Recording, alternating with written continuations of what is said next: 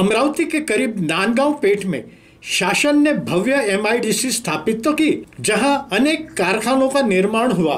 यहां हजारों की संख्या में मजदूर कार्यरत है, किंतु कार्यरत मजदूरों को नियम प्रमाणे मजदूरी व अन्य सुविधाएं प्राप्त नहीं है। ऐसी जानकारी दिनांक 24 फरवरी को आयोजित शिवसेना प्रणीत राष्ट्रीय सेना के सचिव वेदांत तालान व स्वप्निल सोनपरोते द्वारा दी गई। तत्कालीन सरकारने विदर्भाचा विकास व्हावा म्हणून या ठिकाणी MIDC ची स्थापना केली किंवा टेक्सटाईल झोनची स्थापना केली,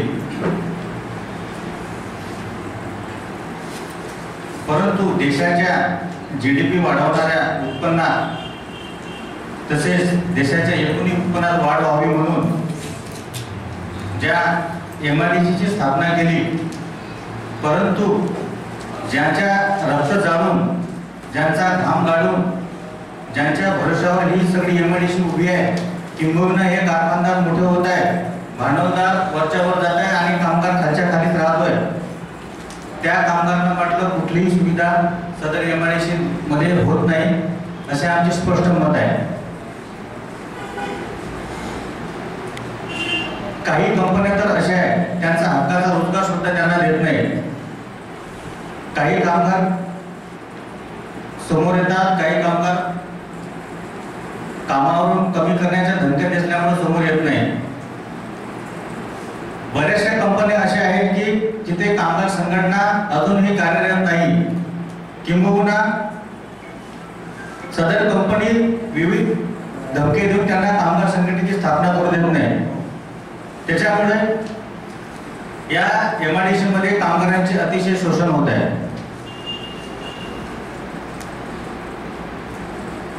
ज्येष्ठ साहित्यरत्न अण्णाभाऊ साठे म्हणतात की कृती ही शेषनागाच्या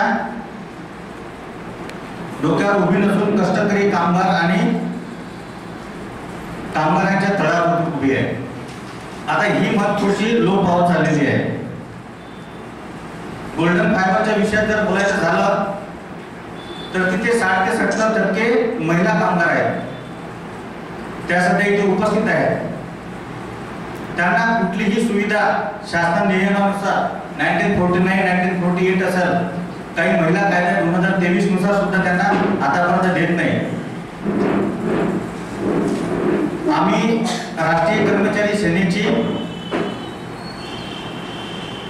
किरण पावसकर साहेब यांच्या नेतृत्वात व या महाराष्ट्राचे सन्माननीय मुख्यमंत्री शिंदे साहेब यांच्या नेतृत्वात आम्ही कामगार संघटनेची स्थापना केली, परंतु सदर MIDC किंवा MIDC चे कुठलीही त्यांचं युनियन म्हणा किंवा त्यांचं असोसिएशन ही कुठलीही कामगार संघटना इथे स्थापन होऊ द्यायची नाही असा यांचा आम्हाला दिसून येतोय। परंतु सर्व कामगार आमच्या सोबत असल्यामुळं त्यांना कुठेतरी बगल देण्याचे प्रयत्न आम्ही करतोय। किमान वेतनाचा जर प्रश्न उपस्थित केला, ज्या ठिकाणी कामगार संघटनेची स्थापना झाली त्या ठिकाणी आता सध्या ते किमान वेतन देत आहे, परंतु जिथे कामगार संघटनेची स्थापना झाली नाही त्या ठिकाणी अजूनही किमान वेतनाला किंवा विविध सुविधाला त्यांना येत नाही। सेफ्टी मध्ये पण त्यांना तुम्ही आता MIDC मध्ये जाऊन बघा, लोकशाहीचा तुम्ही तिसरा स्तंभ आहे, तुम्ही सगळे हे उघडकीस आणायला पाहिजे। कुठल्या तरी एखाद्या मोठ्या नेत्याच्या अनुषंगाने इथं कुठलीही सुविधा देत नाही, त्यांचा बूट म्हणा, त्यांना पोशाख वगैरे काही देत नाही।